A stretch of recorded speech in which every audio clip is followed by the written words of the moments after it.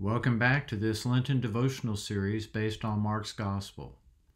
For day 16, we'll read Mark 10:32 to 34.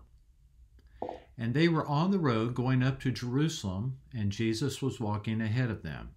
And they were amazed, and those who followed were afraid. And taking the 12 again, he began to tell them what was to happen to him, saying, "See, we are going up to Jerusalem. And the Son of Man will be delivered over to the chief priests and the scribes, and they will condemn him to death and deliver him over to the Gentiles. And they will mock him and spit on him and flog him and kill him.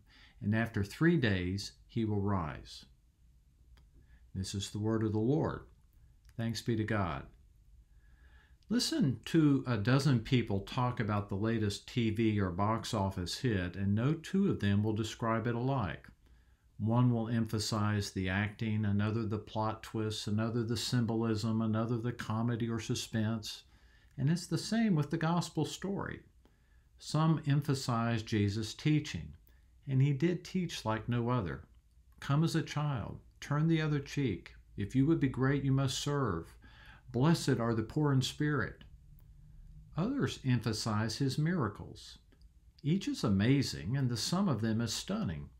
Healing a leper and feeding 5,000 and stilling a storm. Others focus on how he loved even the most unlovely.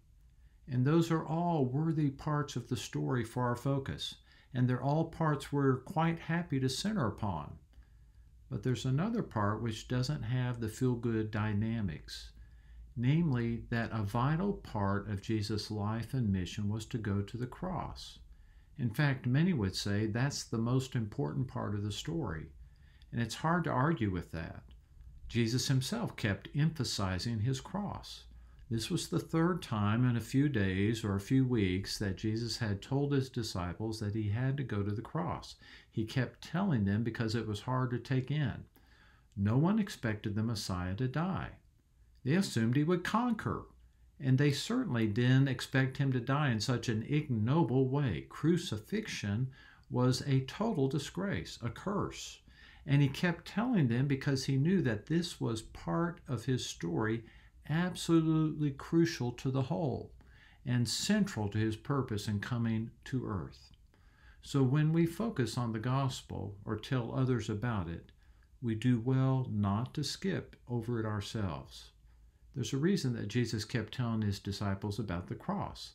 And if you look at the overall portion of Mark's gospel given to telling about it, there's no doubt that Mark saw it to be central too.